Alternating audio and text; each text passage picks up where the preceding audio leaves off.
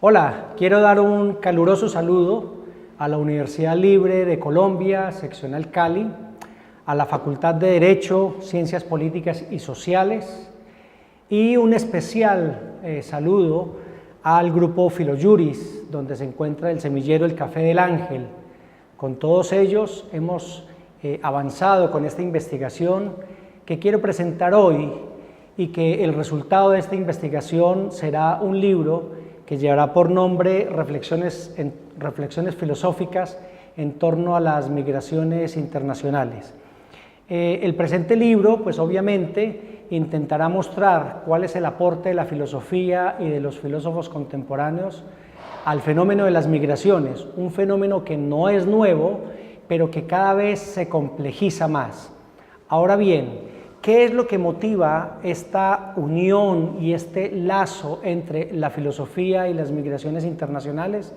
Pues realmente lo que motiva son los vacíos conceptuales que se encuentran en los estudios que se están haciendo hoy sobre la movilidad humana. Los que más se han dedicado a estos estudios son los demógrafos, los sociólogos, los psicólogos, los antropólogos, los economistas, los abogados y algunos filósofos que de una u otra manera han ido generando nuevas categorías de análisis para entender lo que se trata la movilidad humana y sobre todo para entender el drama de las personas que, arrojados al mundo, han decidido dejar su país de origen. En este recorrido que yo hago por la filosofía y por los filósofos contemporáneos, he encontrado un sinnúmero de filósofos que ya se han ido metiendo en el tema, pero no desde la metafísica, no desde la epistemología, y sí desde la filosofía aplicada. ¿Qué quiero decir con esto? Que todas las reflexiones filosóficas en torno a las migraciones internacionales se están haciendo desde la ética y desde la política. Entonces ya comenzamos a encontrar muchos textos en torno a la ética de las migraciones, a la ética, a la política de las migraciones, a derechos humanos y migraciones, donde los filósofos tienen mucho que decir. Ahora bien, muchas personas se preguntarán, ¿qué es lo que justifica que la filosofía tenga presencia en los estudios migratorios y en el entendimiento de esta movilidad humana? Y la razón la da precisamente Aristóteles. Tenemos que remitirnos a Aristóteles. Aristóteles va a decir que en la naturaleza física hay causas que determinan los movimientos en la naturaleza, pero que en la naturaleza humana hay otro tipo de causas que motivan las acciones humanas. Y esas acciones humanas son y dependen de la voluntad y de la inteligencia. Dicho de alguna manera, de las facultades superiores del ser humano. Para poner un ejemplo, cuando uno tira una pelota para que rebote en la pared, uno sabe cuál es la causa y uno sabe cuál es el efecto, y uno podrá hacer ese movimiento muchísimas veces y el efecto va a ser el mismo. Eso es un determinismo causal dado por la naturaleza física. Pero en las acciones humanas, como dependemos de la voluntad y de la inteligencia, no siempre de la misma causa se sigue las mismas consecuencias. Hannah Arendt, que es en este sentido muy aristotélica, nos va a decir que definitivamente el fenómeno migratorio es un fenómeno que depende de la voluntad humana. No hay inmigraciones o emigraciones que no dependan de esta facultad superior.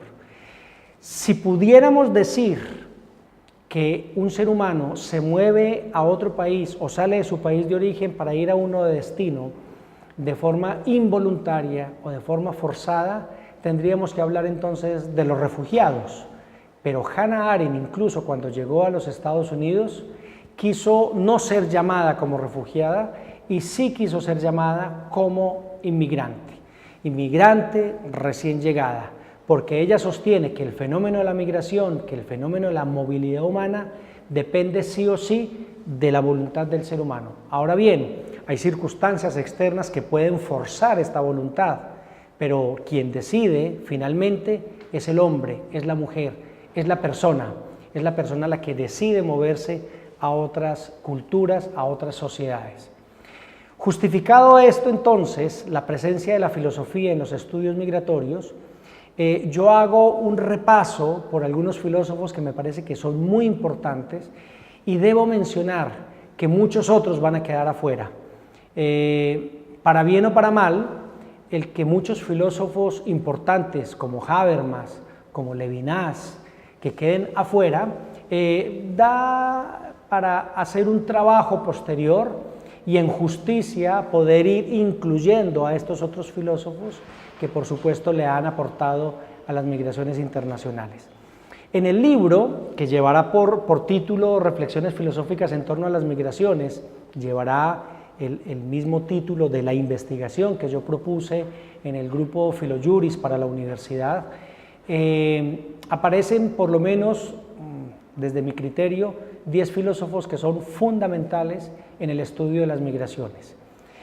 Aparece Hannah Arendt, filósofa judía, Etienne Balibar, Seila Ben-Javid, Will Kymlicka, aparece también Philippe Van Parijs, también aparecen en esta lista de filósofos Kant, aunque Kant no lo podemos encasillar, categorizar dentro de la filosofía contemporánea y sí más bien filosofía moderna, hay aportes de Kant que son analizados y que son resignificados por filósofos contemporáneos. Entonces, allí también va a aparecer Immanuel Kant y sobre todo me voy a referir a la paz perpetua, donde él postula que el único derecho universal que se da realmente en la sociedad y para los seres humanos es la posesión de la tierra.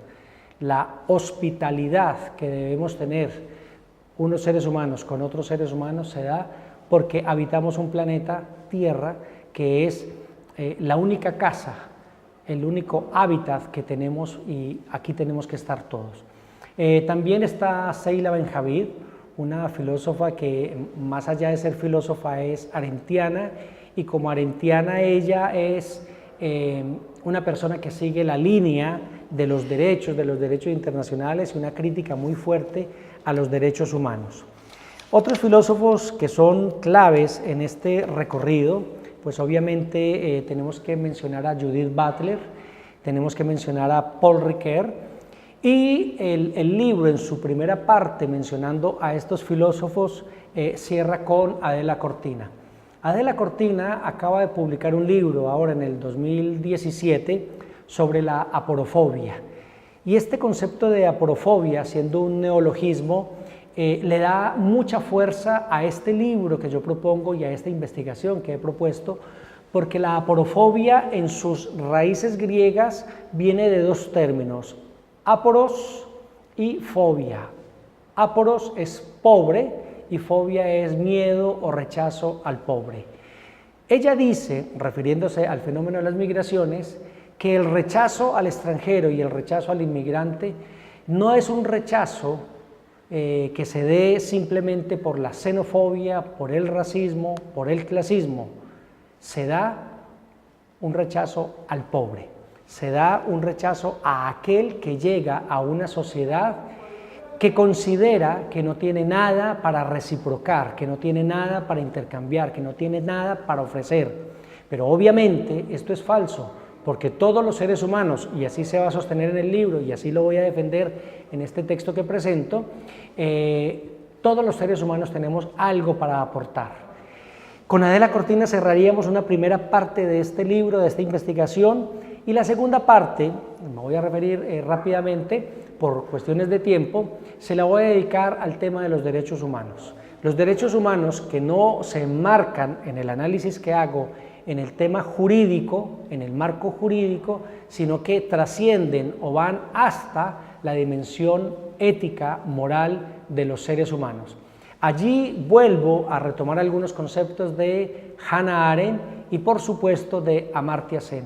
Amartya Sen publicó un texto en el 2010 que tiene que ver, bueno, en uno de sus capítulos, tiene que ver con la visión de los derechos humanos desde la ética, desde el desarrollo moral de los individuos y muestra claramente cómo esta dimensión moral de los derechos humanos amplía la visión y viene a solucionar algunos problemas, algunas dificultades que se tiene del análisis de los derechos humanos actualmente. Entonces, en esa segunda parte van a ser muy importantes Hannah Arendt, Amartya Sen y algún análisis que se hace desde el Colegio de la Frontera con la doctora María Dolores París Pavón. Ella obviamente aportará la visión crítica, conflictiva de los derechos humanos en el fenómeno migratorio. Con esto entonces estoy entregándoles a ustedes, queridos amigos, un esbozo de la investigación del libro que les entrego esta misma semana y que ojalá pues obviamente con este libro podamos abrir un espacio importante de investigación para la filosofía aplicada. Es una invitación obviamente a los filósofos, pero también a los sociólogos, a los antropólogos, a los psicólogos, a los abogados, a los economistas, para que conversen entre ellos y que cada uno entregue sus visiones de este fenómeno que, insisto, no es nuevo, pero que cada vez es más complejo. Muchas gracias y espero que nos veamos pronto.